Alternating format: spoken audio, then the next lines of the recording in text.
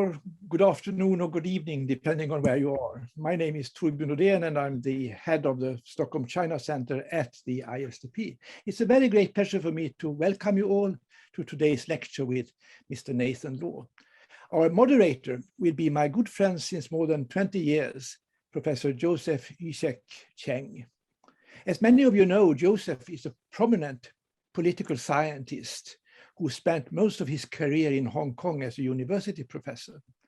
Now he's based in Auckland, New Zealand, and publishes widely on the political developments in China and Hong Kong, on Chinese foreign policy, and on the development in southern China. Joseph has played a very important role for the democracy movement in Hong Kong.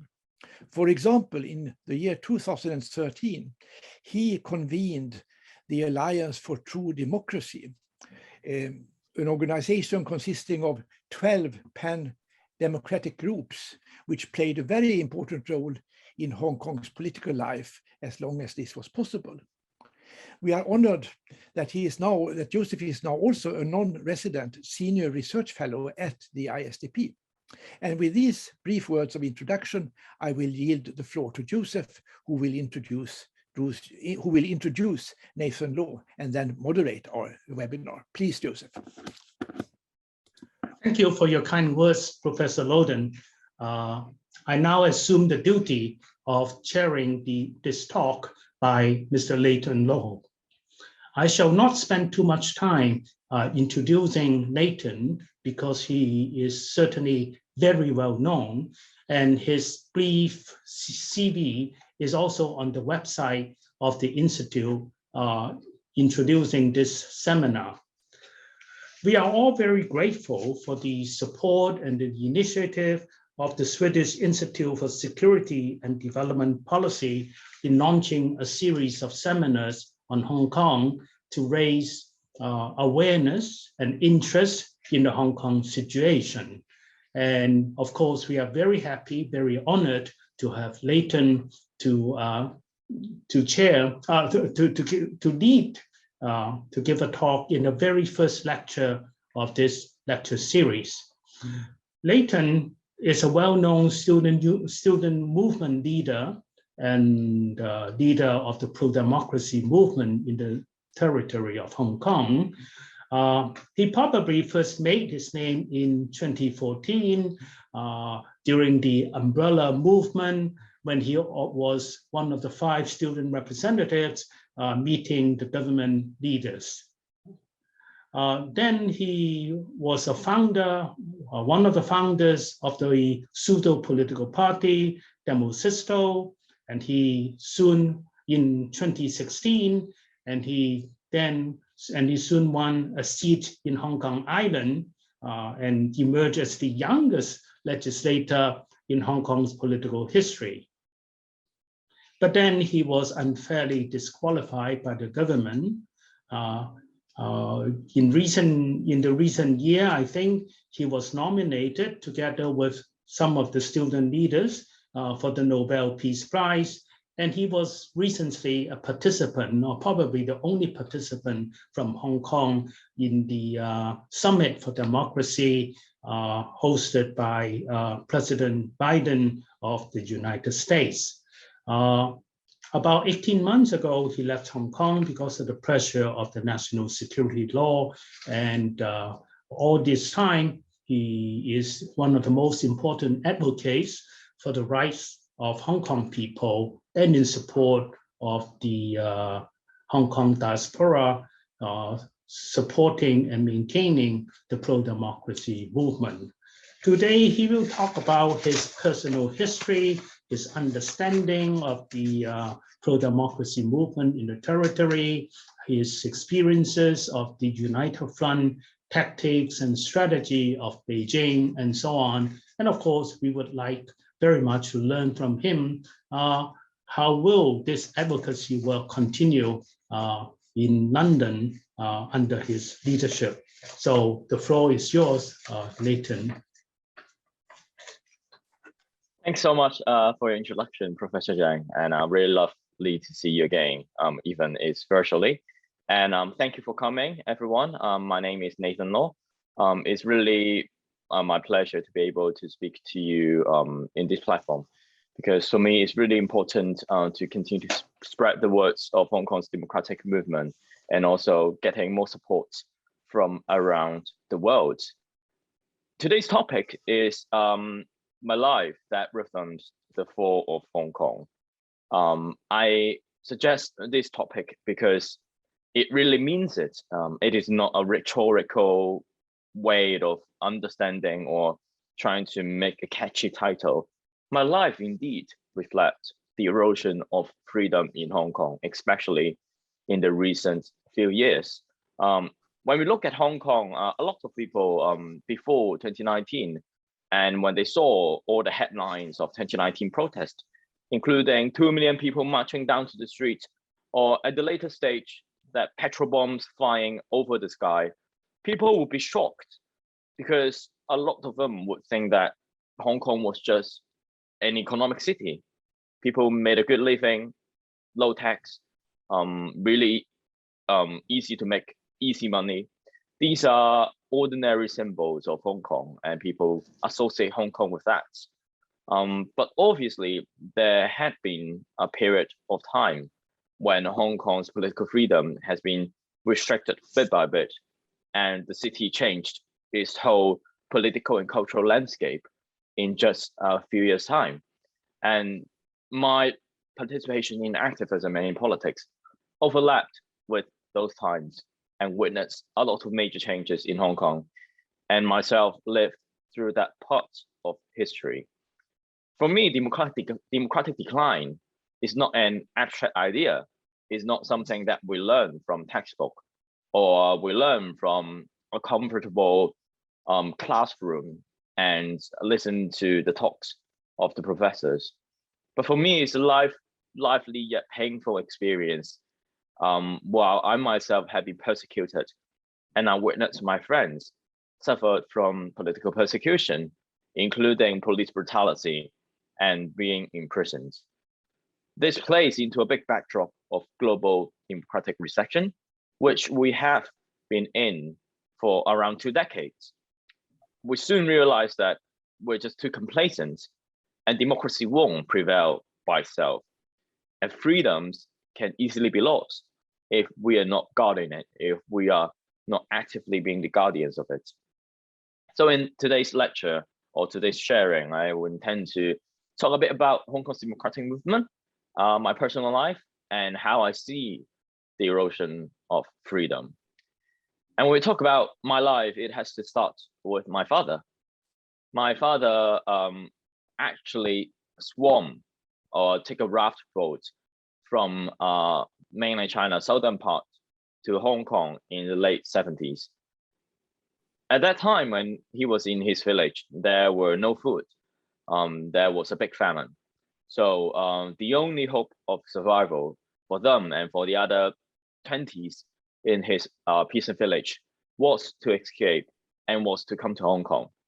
So he decided to make a brave move.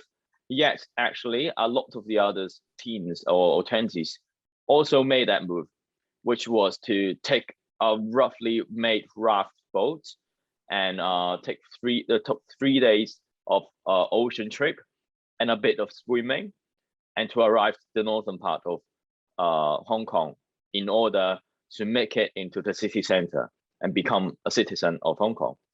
Back then, Hong Kong meant refuge to these people. They came to seek political opportunity and also economic opportunity and also political stability. So at that time, even though it was tremendously dangerous, when he took the boat, it was really like made by blank sheet, made by the worst woods that you could have ever imagined. And he saw a lot of floating bodies on the open sea in between China and Hong Kong. But he still made that, and he made a very risky move, but with a big reward. So when he came to Hong Kong, when he came to the city center, when he was involved in the so-called Touch the Bay policy, which it grants illegal immigrants into Hong Kong citizenship when they arrive the city center of Hong Kong, he started to make a living and could provide. The very first day he worked in Hong Kong, he earned more than a year of income than his work as a peasant in mainland China. So that was how much Hong Kong meant to people fleeing persecution from the northern parts. And also for people who arrived in Hong Kong, it meant refuge.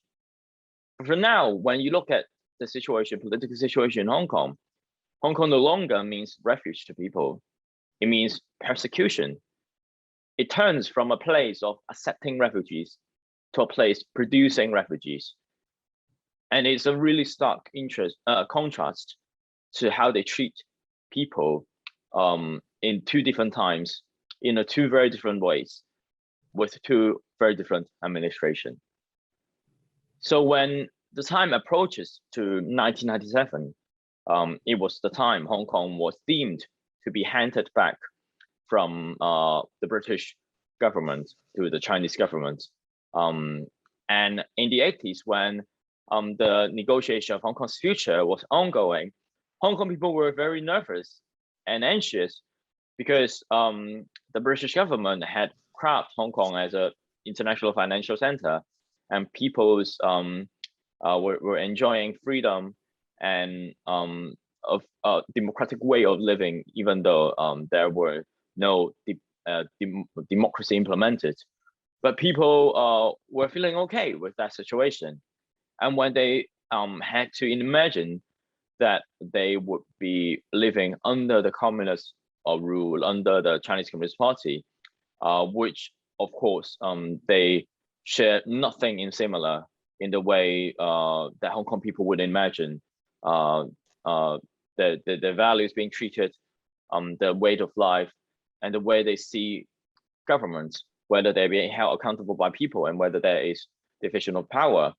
The understanding of the Chinese Communist Party is drastically different than the people of Hong Kong back then. So people were very nervous, and we had several waves of immigration. And when the Chinese government saw that, they decided to promise Hong Kong something in order to appease those anxiety and nerve. And that was the emergence of one country, two system, which is the governing structure of Hong Kong after 1997 under the PRC government, that Hong Kong people would continue its way of life, that Hong Kong people would continue to enjoy freedom, autonomy, and to a certain point, democracy. So it was actually a design to appease Hong Kong people, and its fundamental idea was to make sure that Hong Kong people have the confidence that after 1997, we, as Hong Kong people in Hong Kong, will still be different from mainland China, will still be different in the way that we operate our society and the way the government interacts its people with a certain degree of autonomy, democracy, and freedom. And that was the major consensus made in between these two bodies. And Hong Kong people was really nervous, and a lot of them, hundreds of thousands of them, left Hong Kong to Canada, to Australia, to escape that possible future. But many of them also stayed, and at least to wait and see what would happen. So the whole democratic movement started from the 80s, fighting for the direct election and emerging post-1997 periods. Started on that basis that Beijing made promises to Hong Kong people, most profoundly was democracy, and we are going to get it. And that was the big backdrop that moves into the post-1997 period of Hong Kong's democratic movement. And then here I was born in 1993 in southern part of China. I was not born in Hong Kong, and I moved to Hong Kong in 1997 with my mother. But then it was a very classic China-Hong Kong marriage, that the breadwinner, which was my father, continued to work in Hong Kong because the salary was much higher than working in mainland China. while my mother was raising 3 of us across the border in Shenzhen, the nearest city with Hong Kong from mainland China.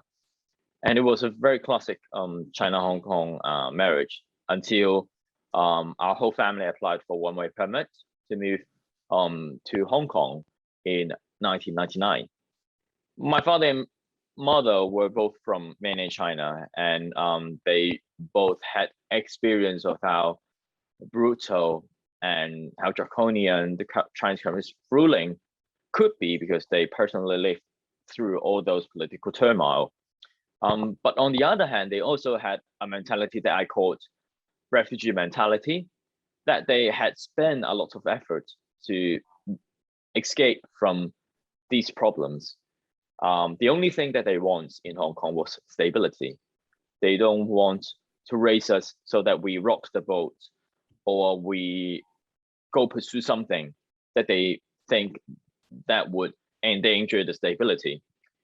So even though they knew all the bad things the Communist Party was doing, they still don't talk about it at home.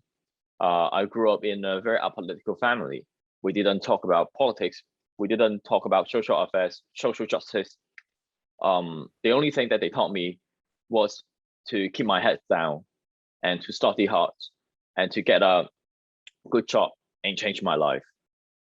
They were both blue-collar workers. My mother was a street cleaner. My father was a construction worker. So we all grew up in government subsidized housing in the roughest neighborhood in Hong Kong.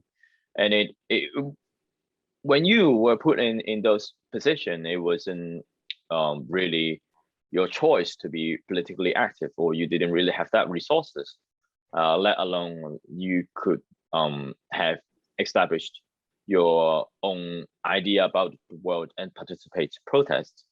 So I actually knew these things in a rather late in my life in secondary school. I remember it was 2010 when I actually first really think about social affairs, democracy, human rights, all these rather abstract ideas. It was when the famous Chinese dissidents also a lot of Hong Kong people pay close attention to. The Chinese dissident Liu Xiaobo got the Nobel Peace Prize in 2010, and I was in high school. I remember on the next day in the morning assembly, when the school principal stepped out and publicly denounced him, and I was really puzzled, because I learned from textbook that Nobel Prize winners are the ones who are excellent in their field. And we've just got a Chinese Nobel Peace Prize winner. How come the school principal would denounce him in that way? And I was very curious. And the reason was actually quite obvious when we look back, which was I had been studying in a very pro-Beijing school, and the school principal was also very pro-Beijing one. So he tried to denounce Liu Xiaobo and tried to say that, oh, he was not loyal to his country, he was against intellectuals, etc., in order to stigmatize him. But it actually created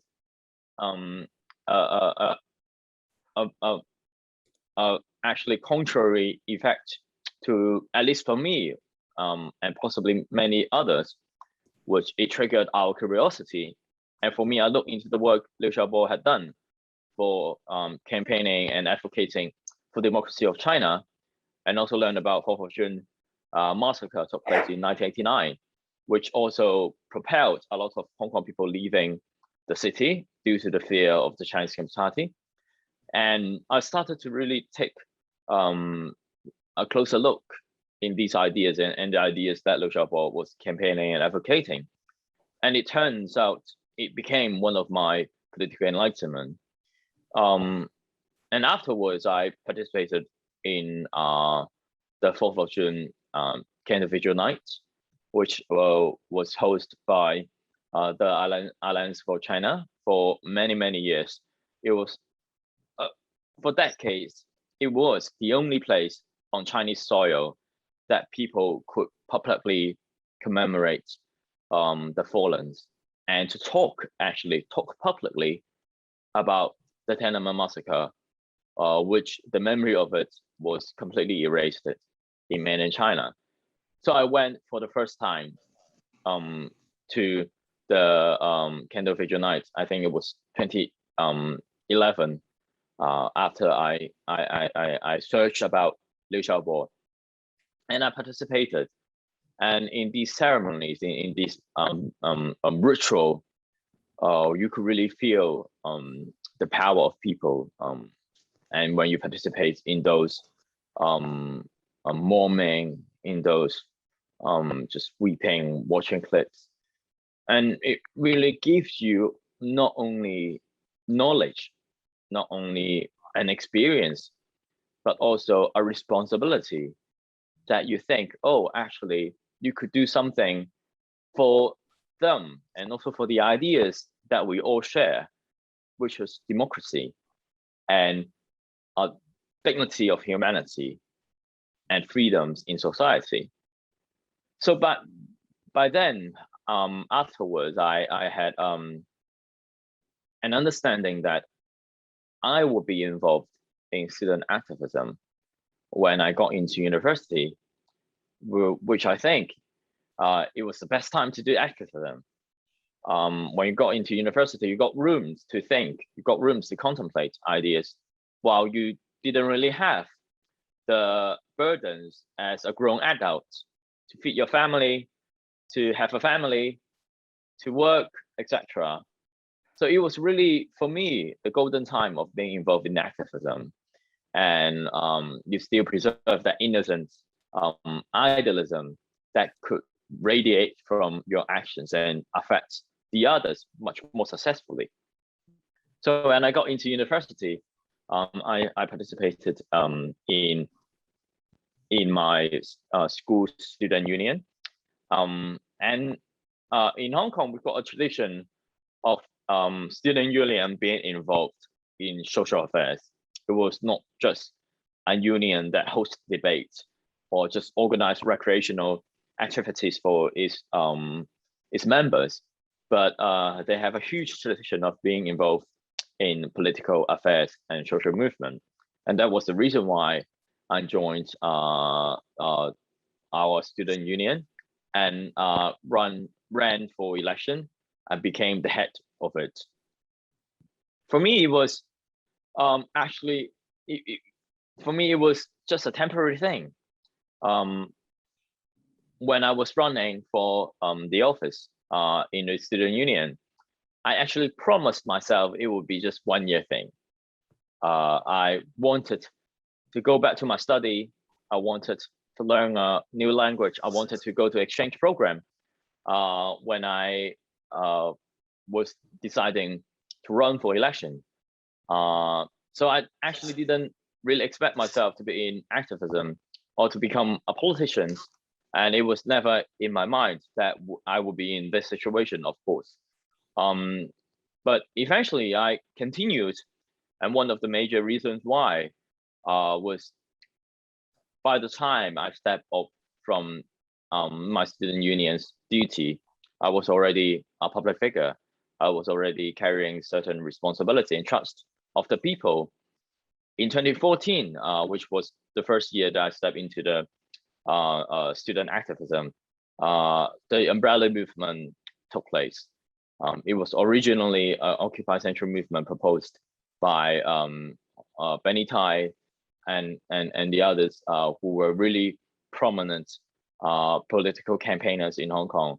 That, as I said, after 1997, Hong Kong shall enjoy democracy, but it was not yet arrived in 2014, 2013. And by then, an idea of civil disobedience protest emerged. And the Occupy Central movement soon evolved to be the umbrella movement, emphasized in having peaceful civil disobedience action to put pressure to the government and to fight for democracy, literally. So in 2014, when the movement started, I was the head of the student union and also the Hong Kong Federation of Students, that we took part in occupying the major runway of Hong Kong, and it lasted for 79 days. It was being seen as largely student-led movement, but also participated and joined by many other civil rights groups, that we formed a huge coalition, and we tried to put pressure to the government. Eventually, of course, as we all know, we didn't achieve what we intended to demand, which was democracy, of course. But I think the umbrella movement was really important to the history of Hong Kong, because it was the very first time in Hong Kong that we had massive civil disobedience actions taken in place, which involved hundreds of thousands of people walking down to the street just for one single and clear demand, which is universal suffrage. And the civil disobedience, the idea of civil disobedience and the seed of it deeply settled in the heart of Hong Kong, and it became really our common understanding of doing protest. Hong Kong used to be a very law-abiding city. We didn't think, we grew up learning that we must obey the law because the law is good, the law is just. But I think the umbrella movement completely changed that narrative. We learned that there are certain times laws can be unjust. They can be the tool of the persecutors. And sometimes we may have to violate the law in order to achieve justice. And I think before the umbrella movement, this idea was rarely resonated. But after that, it really indeed made Hong Kong and a lot of Hong Kong people aware of that narrative and believe in the spirit of civil disobedience. And actually, a lot of people, including political analysts, claim that after 2014, it was stepping into time of resistance of Hong Kong. Even though after that, we've been through a few years of quietness in social movement, but it was the introduction of massive civil disobedience actions to our political scene that really started the era of resistance. And that was the first years of me stepping into activism. And throughout those years, from our student leader to the youngest elected member in the legislature in 2016, and to 2017, I was unvalid and seated due to the reinterpretation of our mini constitution. And I was thrown to jail at the same year. And after that, I had to leave Hong Kong to live in a life of exile. You could really see the trajectory of my life really reflected the deterioration of freedom in Hong Kong. And in 2014, it was still a time that we could produce student leaders, that we still could have people talk to the government in a civil manner, and they would pretend they listen to you. They would pretend that they try to find ways to resolve the problem, not relying on police brutality or legal persecution in a massive way. And in 2016, when our legislature was still half of the seats through direct election, even though the other half of them, many of that reserved to the pro-Beijing camp, which resulted in the pro-democracy camp, basically won every single direct popular election. We are the majority in public opinion, but we are always minority in the council. But by then, people could still believe a seat in LegCo could change something. And that's why they had chosen a youngster like me, who was not even university graduated, who was, some of them may seem lack of experience, and who was rather progressive in that sense. They had vowed their trust in me because they still could believe that there could be something be done in the Legislative Council, in the so-called the system of Hong Kong, and also they believe in the potential of change. And for me, it was definitely a time of high hope of Hong Kong people, even though they've been through the terrible defeat in the umbrella movement, but they still had preserved the spirit of it, and they supported someone who can embody that spirit into the council and continue to speak for them. And it was a time that if you compare the time now, compare the previous Legislative Council election just took place a few months ago, you could really see the drastic difference of how people were so involved, they were energized, and they had hope in bringing someone into the legislature to change. And afterward, things really going downhill when we saw 6 legislators, including myself, were unseated by the government. And when you closely examine how the government did that, you soon realize this system is completely tilted and corrupted. And the Chinese government actually could do any sort of persecution as they wanted. When every newly elected legislators, when they needed to assume office, they needed to take an oath. And it took place in 2016 October, which I took the oath. I consulted legal opinion. I followed the council tradition, that I added my vow to my voters before and after the oath, saying that I won't obey a regime that brutally kills its people. I will only serve the people. And I quoted Gandhi saying that even though the government could change my body, but they cannot change my soul. It sounds actually quite fair and normal, at least in democratic countries where you wouldn't see that elected parliamentarians or congressmen being disqualified just because they made certain promise in this section while they fully read the whole text of the oath. And it was actually the case in Hong Kong because we've also got presidents that made the same action, and they continue to serve the council for 4 years for the whole full term. And actually, my oath was approved by the chairman, by the president of the lecture by then, and I assumed office immediately and served the people for 9 months before I was disqualified. So if there were no intervention from Beijing, if there were no persecution from Beijing, I would be a legislator for a full 4 years after I made that oath.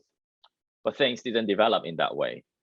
In November, which is a month after I took the oath, Beijing issued a reinterpretation into our constitution, actively amend the requirement of the oath-taking section and prevent people from taking the oath again if they deem those oaths not loyal or not solemn to the country. And of course, there are lots of problems in these sorts of actions, especially it has a retrospective effect. First of all, let us just get back a step.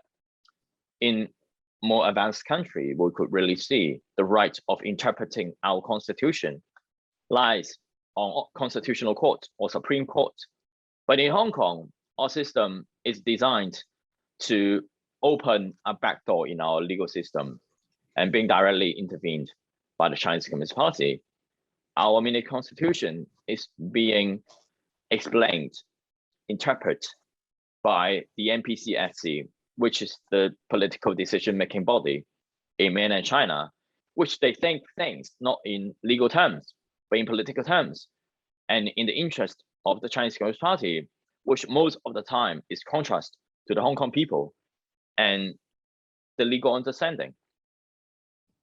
So that was the legal basis of them making that interpretation. And after they made it, they applied it retrospectively to the oath that I took a month ago in order to invalidate my oath and to kick me out of the council. In one interpretation and in one change of law, retrospectively, they had literally tossed hundreds of thousands of ballots into the rubbish bin. And that was the legal reality of Hong Kong by then. And it was seen as a massive intrusion in the rule of law and the integrity of our legal system in Hong Kong. But it also reflects the abuse of power that Beijing could do and how unsafe everyone was, because whenever there was something that the Beijing government could do by using reinterpretation of our constitution and invalidate no matter it was the law or the action, the whole system was really fragile to resist that. Basically, we didn't have any mechanism to resist the direct intervention and those reinterpretation of basic law to Hong Kong. Given that Beijing relinquished any protocol it should have followed. So that was really a signal of Hong Kong's freedom going down in a steep downhill. And a month after the disqualification, it was 2017, August, I was sentenced to jail because of my participation in the umbrella movement. And it was a peaceful protest. In Hong Kong, before my case, when you participate in a peaceful protest, you should get fines, community service, or at most 1 to 2 weeks of imprisonment, as long as it was peaceful and there weren't much violent protests in Hong Kong. And actually, for my case in the umbrella movement, the first verdict was community service, and I finished all those time in community service. But the government decided to appeal the case because they felt like it was the time for harsh punishment for the peaceful protesters. And in the Court of Appeal, the sentencing of my case was overturned and to become 8 months in imprisonment. And it was seen as a drastic change in the attitude of treating peaceful protest, of course, under an enormous amount of pressure from the government. And we, alongside with Joshua and Alex, we were seen as one of the first patch of political prisoners because under that new understanding of the legal system of Hong Kong. And soon you could realize that the number of political prisoners has been steadily rising, especially after the 2019 protest. After serving a few months, I appealed it, and I successfully appealed it. But the Court of Final Appeal still maintained that sentencing guideline, saying that people should go into jail for months because of peaceful protest. And afterwards, we've been through many things. And in 2019, which was a critical juncture of Hong Kong's future and the way the world understanding Hong Kong, that we were having a massive protest that really topped every single newspaper's headlines. And I bet all of the participants here would have seen some of the images of the protest in 2019. It was an explosion of public anger, and it was a demonstration of people's power. In the largest rally in the protest, we've got more than 2 million people marching down to the streets in a city which its population is 7.5 million. There were more than a quarter of population marched down to the street and to protest against the introduction of an extradition agreement with mainland China, which they could extradite Hong Kong people back to mainland China. And it was seen as a political a way of persecuting dissent in Hong Kong. Just try to imagine in the country where you are residing, if there are more than a quarter of the population really march down to the street and chant slogan, I bet the whole country changed. The whole administration would collapse and all the demands would be met. But that was not the case in Hong Kong. The chief executive came out the next day and said that we would continue to proceed the bill and we would continue to do whatever we want, regardless of your objection. And that was why, when the process developed, people felt more and more frustrated and desperate. And some of them resorted to higher degree of force. And they had experienced police brutality, which they had never seen before. They had never imagined the police in Hong Kong would do that. And it really signals the checks and balances in Hong Kong was completely gone. There were no checks and balances. Up until now, there had not been one single police officer taking responsibility of its misbehavior, which many of them were well captured, documented, televised, but none of them received any formal investigation and being punished by them. Even some of them actually got rewards by doing police brutality to protesters. And the system is rewarding people who would break the law, who would abuse their power, as long as it's targeting dissent voice.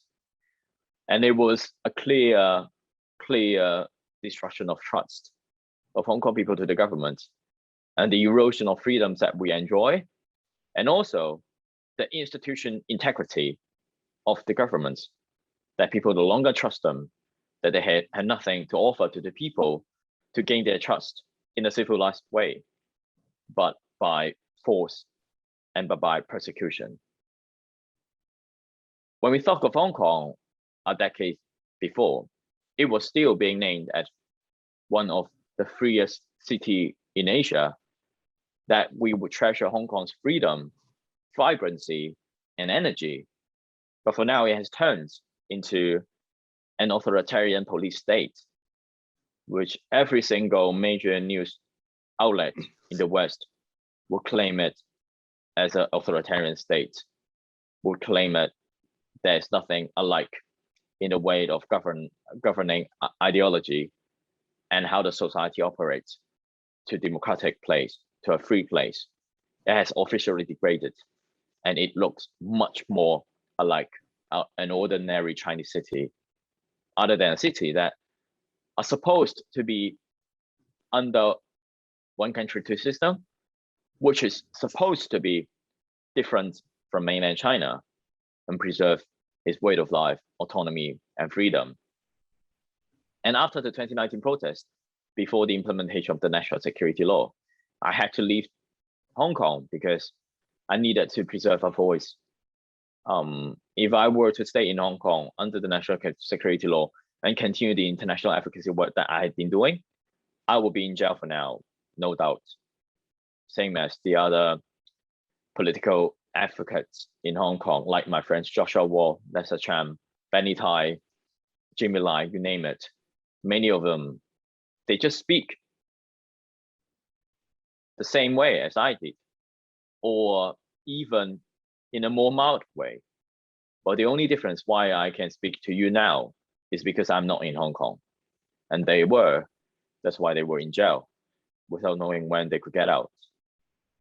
The implementation of the national security law completely changed the understanding of Hong Kong. For now, the government have the utmost authority of doing any persecution as they want. And the national security law actively criminalized free speech. People could be in jail for years because they chant a certain slogan or they uphold certain political ideology. And it really signals the death of one country, two system and the freedoms Hong Kong people are enjoying. And the civil society literally collapsed in a year, which it had decades of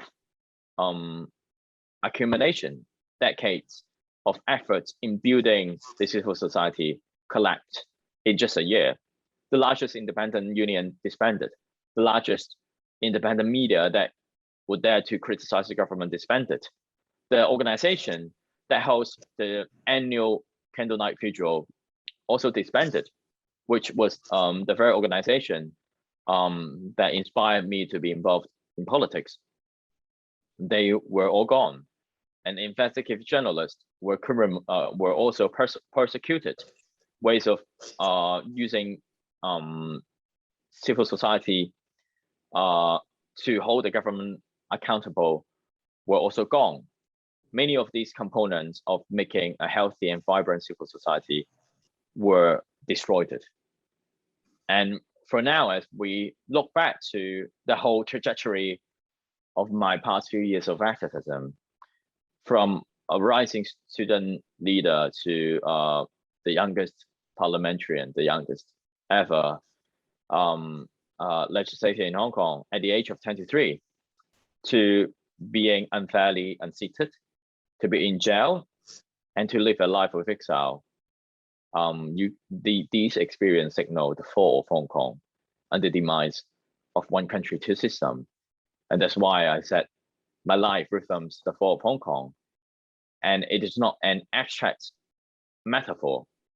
It's genuinely the lively yet painful story that I've been through.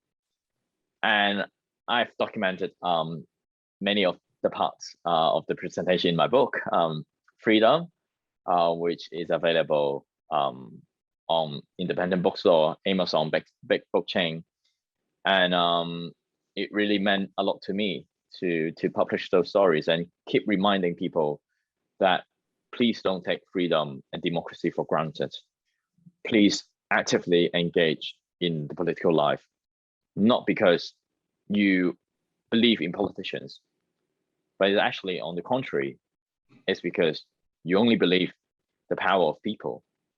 So I think this is definitely, Hong Kong is definitely the story that reminds us how fragile and how precious freedom is. And we shall really fight to preserve that. Thank you so much. Thank you very much. Thank you very much, Leighton. I'm sure we have all learned a lot from your experiences about the development in Hong Kong, and we have a much better understanding of the present situation in the territory. Dear attendees of this seminar, for technical reasons, we cannot entertain your question verbally, but please make use of the Q&A and chat function in the internet on the screen. You are most welcome to send in your written questions through both of these functions, the Q&A and the chat function. And now we have, at the moment, one question from the Q&A function. The participant would like to ask Leighton this question. How do you expect European stakeholders to do to support Hong Kong? So this is most appropriate in this forum. How do you expect them to help? Well, thanks so much for the question. I think we've been through a drastic change in the attitude to China in the Western part of the world. I remember when I first arrived in the UK, there were huge negotiations in putting Huawei into the 5G infrastructure, which was seen actually as a way Chinese government wanted to access this important and sensitive industry of the UK. And a year and a half gone, and today no one was talking about putting Huawei in 5G infrastructure. No one even dared to say that in the parliament. And the idea of China, the rise of the authoritarianism of the Chinese Communist Party imposed to the world, became a consensus in the UK's politics. Of course, this change of attitude may not in the same pace in elsewhere, but we could also observe some of the trends in the European Union, especially after the Chinese government imposed sanctions on European parliamentarians, on think tanks and professors. For now, the investment pact between the European Union and China is frozen. I don't see that unfrozen in upcoming years, unless China would lift the sanctions over the parliamentarians, which I don't think it would be likely that they would do it. We've seen less and less friendly gesture in between the EU and China. Of course, we could see some of the new democracies with growing authoritarian trends, like Hungary, getting closer and closer to China. And I think these are the things that we should be worrying, that we should continue to increase that awareness of how the Chinese Communist Party and the other authoritarian force use the openness of our democracy to try to erode our democracy and to co-opt other young democracies to work with them. So I think in general, we should really continue to push forward a narrative change to see China most properly as a systematic rivalry rather than a partner, and continue to implement policies that could hold them accountable, that could prevent them to have access into our sensitive industry, that could develop mechanisms to prevent them to abuse our democratic system in order to undermine them, and also increase our multilateral and most properly cross-Atlantic collaboration in order to coordinate global pushback. Yeah, thank you. We have another question from a friend from Taiwan. He graduated from the political science department of the National University of Taiwan, and he believed he shared a lot of experiences with you as student activists in Taiwan and Hong Kong. And he raised a similar question, and he says, how can the Taiwan diaspora help? How can the Taiwan diaspora support the Hong Kong pro-democracy movement outside Hong Kong? I think there is a growing trend that groups that face persecution and intimidation from the Chinese Communist Party, from the PRC, are working together.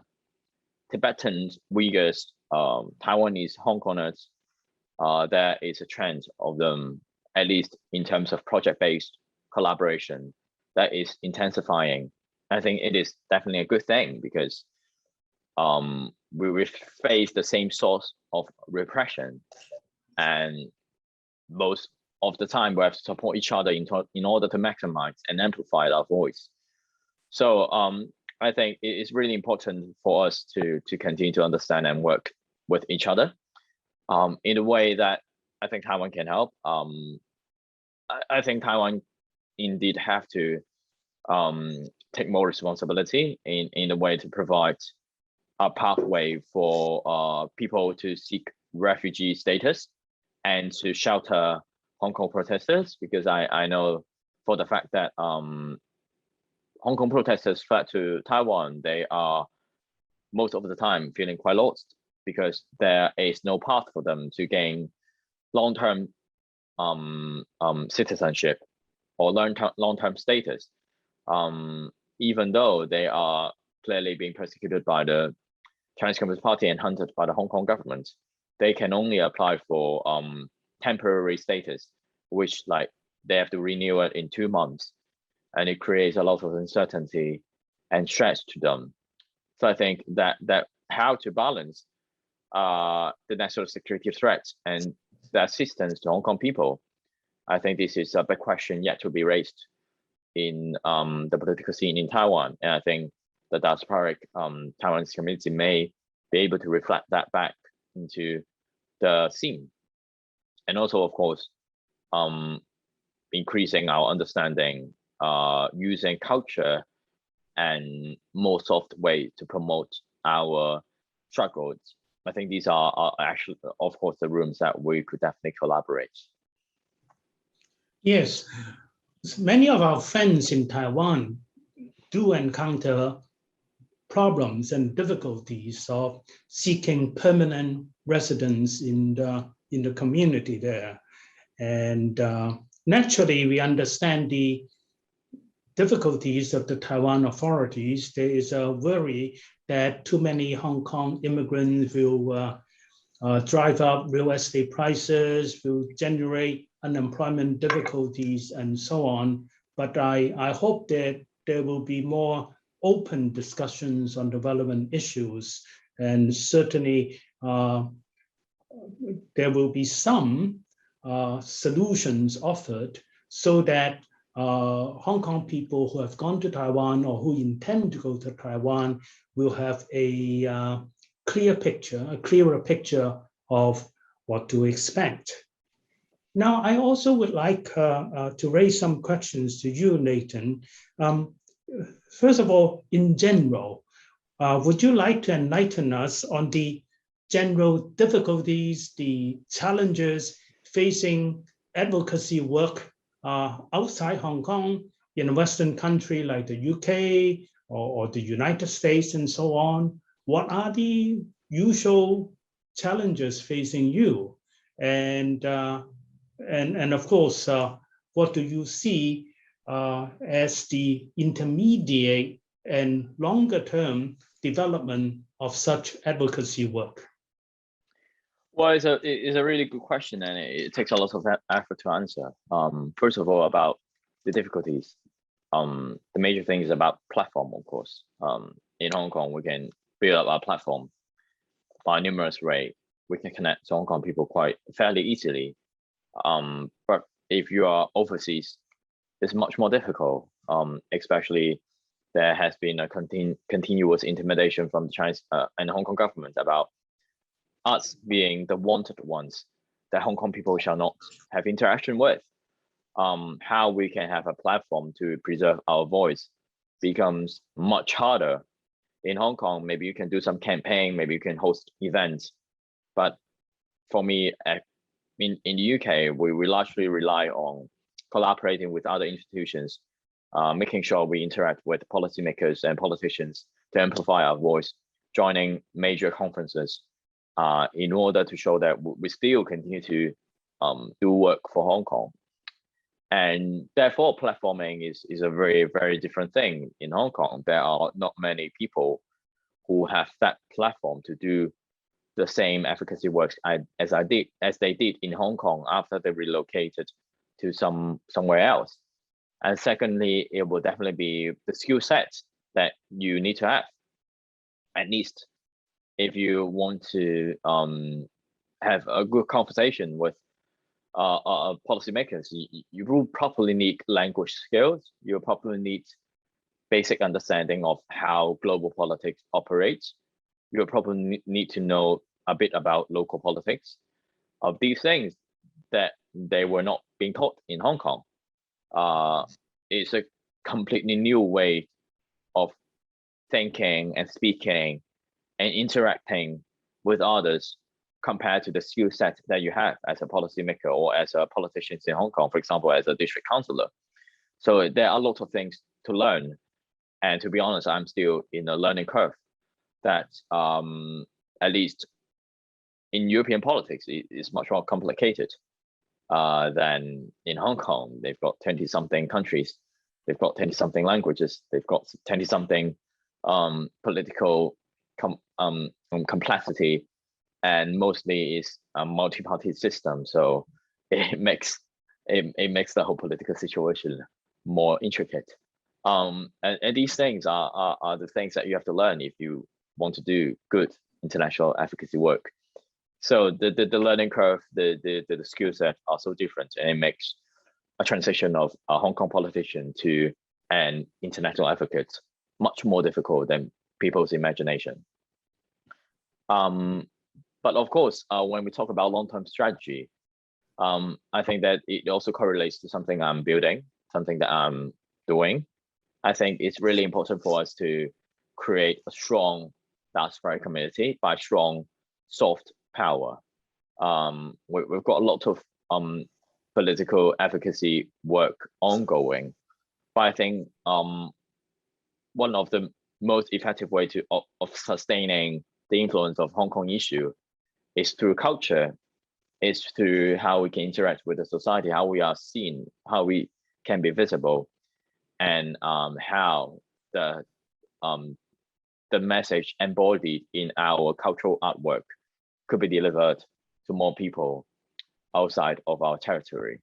So I think rather than building up like really big political platform, actually I think we need more effort in promoting our culture, in preserving our culture, our protest memory, and our community building. Thank you. We have some questions from the chat room. One of our friends have raised this issue that about sanctions on frank public discourse. And he or she indicates that there's a lot of concern about economic sanctions, economic punishments imposed on those who speak frankly about Hong Kong, about China, and so on. And he would like to seek your views on how to counter, how to combat these pressures, these sanctions. So yeah, I think it's a general practice that we see the Chinese Communist Party use economic coercion or intimidation on the people who dare to publicly speak against them. We've seen it happen in NBA, in many other incidents, in Norway, in Australia, in Lithuania. And I think the only way to combat that is also we have to amass our support. On the one hand, we could definitely blame big corporations that are complicit to China's human rights violation. But on the other hand, it's important for us to understand the scale of China's state control influence, that they could literally mobilize the whole state's power to go against a company which the power difference is huge. We just have to do the same thing in the Western world. We also have to amass support, and we need to create support for corporations, for them, and for individuals, for them to have incentive to speak fairly about the human rights violation in mainland China and to speak what they want. So I think the best way is to encourage policymakers and citizens to support those brands who dare to criticize, and to tell them that we reward you for your integrity and your bravery, that you dare to speak the truth rather than complicit with the Chinese Communist Party. Okay. We have further questions. There is a question on the development of the pro-democracy movement inside China, inside mainland China. What do you think are the difficulties, the prospects, and what can they learn from the experiences from Hong Kong? Well, I always have a belief that politics are very local. There are actually not much that we can directly learn from each other's protests, because there are just so many factors that are so different, and they are impacting the protest quite drastically. But I think in Hong Kong's protest, there are several things that we can learn or take reference from. First of all is how we connect the international community. That during the 2019 protests, the way that we use media, the way that we use news, use cultural artwork that could express our idea, it was done massively successful. I'm not sure whether we've got the enough talents or soil in mainland China to do so. But of course, it is really important that we impact the world, not in a way that we only ask them to do policy change, but we have to change perception, we have to change narrative. So this is something Hong Kong really did well in 2019 protest. And also, if you are Chinese living overseas, I would suggest you to live a double life. That's how you can have access to information. You need to have two phones, one with WeChat, one without. In WeChat, you need to still have to use WeChat to continue to communicate with your families. But on the other phone, you need to install news that are fair. You need to understand the world a bit more. And you need to distance your two phones in order to make yourself comfortable with having two properly separated worlds to live in order to have more access to information. I think that is some piece of advice that I could recommend.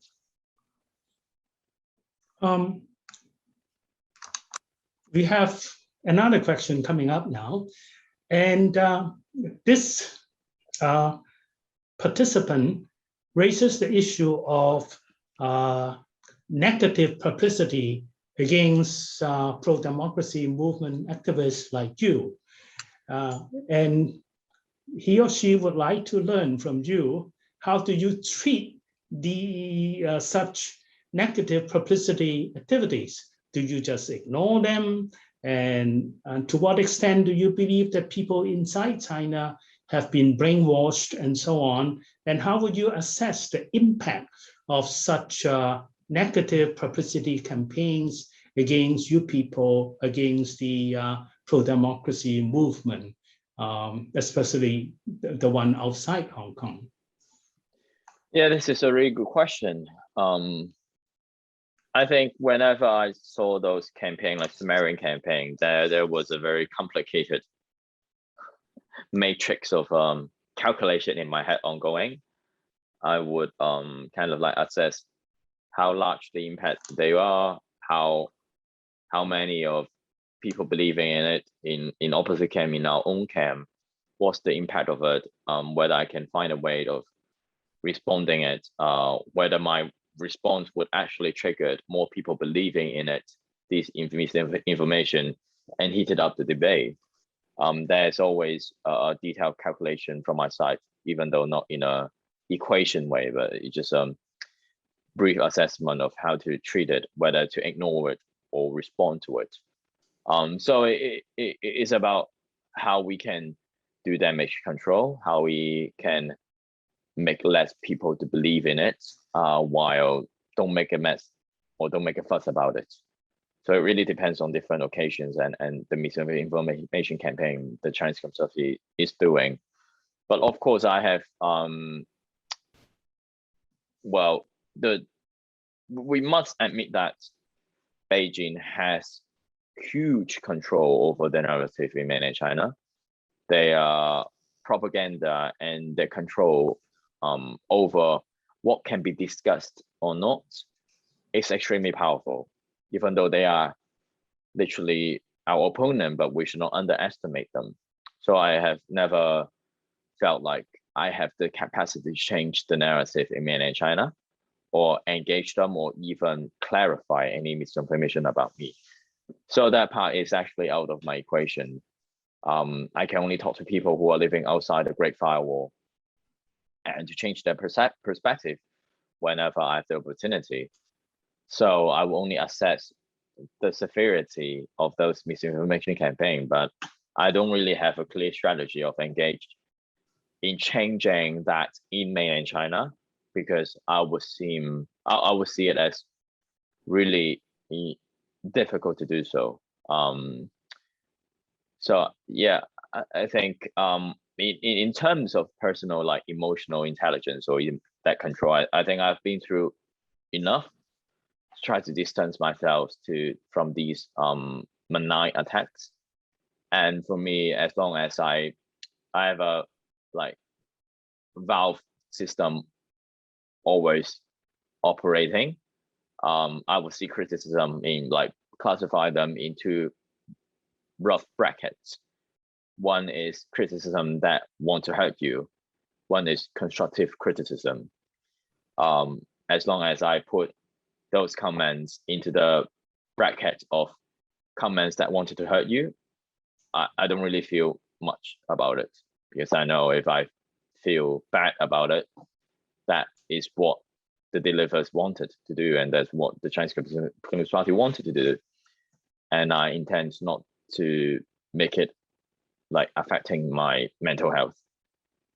It takes time to kind of compartmentalize your hearts and how you deal with these criticism. But you have to take those constructive criticism seriously.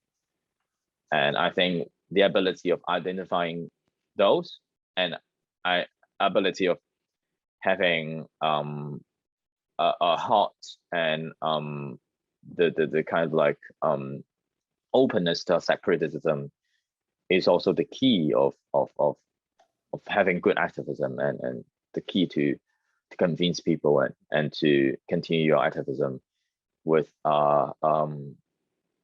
trust, with credibility. Okay. I would like to raise a slightly more controversial question. I guess you are familiar with the recent interview given by Evan Choi from the Chinese University of Hong Kong. He has been a liberal academic offering political commentary on Hong Kong politics. However, just before his retirement, he gave an interview and he severely criticized the student movement as well as the radicals in the pro-democracy movement in recent years for lack of political consideration, for reckless political actions which had destroyed, as a result, the achievements of the pro-democracy movement in the past 30 years. I put it on record that I do not agree with his view, do not agree with his criticisms, but I would like to hear from you, and I'm sure a lot of people would like to hear from you. How would you respond to criticisms of this kind? Because after all, it is important for people to listen to your defense, to listen to your explanation of your role, of your strategic and tactical plans in the recent years. I think we all know, like, Mr. Choi is well, in our pro-democracy camp, he is a bit more on conservative and, yes, in certain degree cynical side of the camp. I think there has been a kind of like discussion on whether we should continue an engagement way of dealing with the political conflict with the Chinese Communist Party, or to a resistant ways. Each way has a different approach, and Mr. Choi, of course, lays to the engagement ways, which they want dialogue, they want slow progress, they want continual negotiation. But I think it was proven that those negotiation or interaction were not two ways. It was just one way. It was just the Chinese Communist Party imposing opinion over Hong Kong people, and there were no progress for a large period of time. So I think on the one hand, yes, you could criticize that as we are now in a much dire situation, a political situation, there could be some mistake made.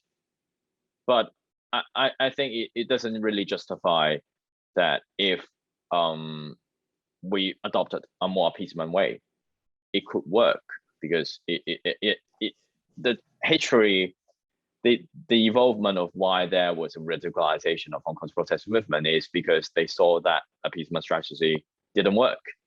And it was even from the people who directly participated in those protests.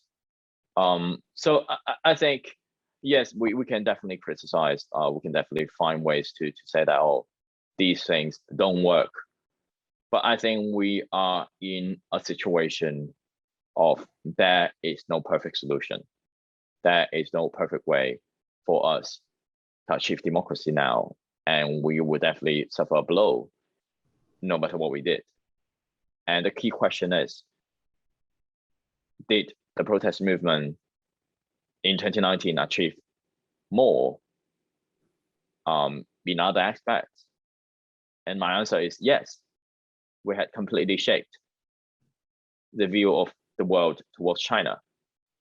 We have completely changed the narrative of people associating with China. When 5 years ago, they were talking about business opportunity, golden era. And for now, they talk about Hong Kong, Xinjiang. This was a massive change. And I don't think if the protest movement was evolving in a way that Mr. Choi would think best, they would have any impact alike. So I would say that, yes, definitely there are a lot of problems, but I think that's the best Hong Kong people could offer.